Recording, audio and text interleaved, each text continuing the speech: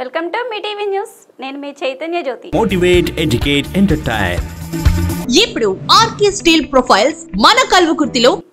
రంగారెడ్డి జిల్లా కొందూరు మండలంలో రైతు బంధు, రైతు బీమా అర్హులైన పేదలకు మంజూరైన రైతుల డబ్బులు కాజేయడానికి ప్రయత్నించిన వారిని, అదేవిధంగా ఫేక్ సర్టిఫికెట్లను సృష్టించిన వారిని మరియు ఇలాంటి అవినీతి పనులకు పాల్పడిన వారిపై చట్టపరమైన చర్యలు తీసుకోవడం జరిగిందని సైబరాబాద్ సిపి తెలిపారు. రైతు బంధులో అక్కడ కూడా ఏంటంటే మల్టిపుల్ అకౌంట్స్ మొత్తం 130 మెంబర్స్కు మన 50 అకౌంట్స్ క్రియేట్ చేయించిండు సేమ్ ఫ్రెండ్ ద్వారా.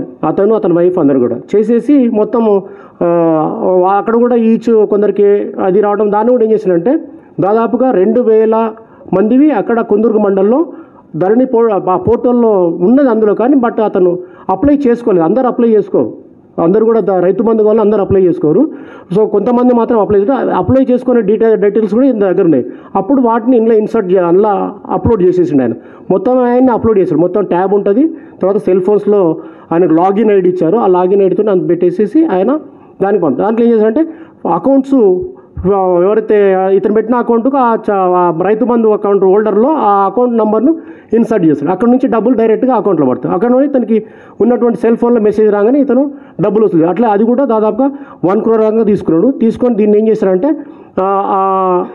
తలకొండపల్లిలో కొందూరుకు దగ్గర తుమ్మలపల్లిలో 8.5 acres ల్యాండ్ కొన్నాడు. దాదాపు ఈ డబ్బుతో 1,62 lakhs తోని అది కూడా. తర్వాత ఇంకొక దగ్గర కొందూరుకు దగ్గర మళ్ళీ 2.5 acres ల్యాండ్ కొన్నాడు సేమ్ ఇదే డబ్బుతోని. దెన్ ఇంకొక దగ్గర 183 square yards వచ్చి కడతాలు విలేజ్ కొన్నాడు ఈ డబ్బునంతా కూడా. ఎందుకు ఇట్లా చేసినామంటే వాళ్ళ బంధువులందరూ కూడా వాళ్ళ బ్రదర్స్ అందరూ కూడా బాగా ల్యాండ్ లాస్ట్లో I want to become a land lord, కాబట్టి దీంతో డబ్బు నాకు ల్యాండ్ అంటే ఇష్టం, ల్యాండ్ కొనాలని చెప్పేసి ఈ మిచీఫ్ అనేది ఫ్రాడ్ చేస్తూ ఉన్నాడు. కాబట్టి ఫోర్జరీ, తర్వాత మన డెత్ సర్టిఫికేట్స్ అన్నీ కూడా ఫేక్ డాక్యుమెంట్స్ అని ఈ రైతు బంధు స్కీము, మన రైతు బంధు బీమా నుంచి రైతు బీమా నుంచి గవర్నమెంట్ ఫండ్స్ అన్ని కూడా డైవర్ట్ చేసిండు. This the case details. కీసరలో శ్రీ బ్రహ్మరాంబ కేతమ్మ శ్రీ మల్లికార్జున స్వామి ఆలయంలో ఈ నెల 25 నుంచి 27 వరకు బ్రహ్మోత్సవాలు నిర్వహించనున్నట్లు కీసర యాదవ సంఘం సభ్యులు తెలిపారు. కల్వకుర్తిలోని పార్థసారథి ఫంక్షన్ హాల్లో ప్రజా యుద్ధం నౌక గద్దర్ గారి సంస్మరణ సభ నిర్వహించారు. ఇందుకు ముఖ్య అతిథిగా గద్దర్ గారి కుమార్తె వెన్నెల గారు హాజరయ్యారు.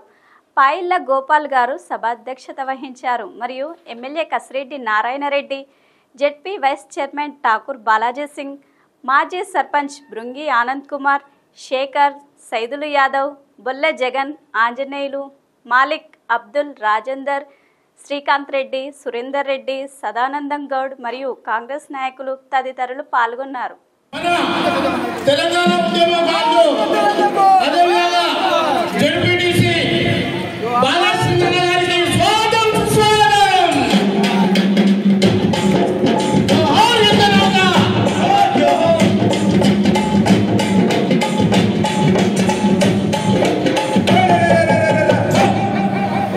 మహిళల కోసం వడ్డీ లేని రుణాలను అందిస్తామని డిప్యూటీ సీఎం బట్టి విక్రమార్క ప్రకటించారు.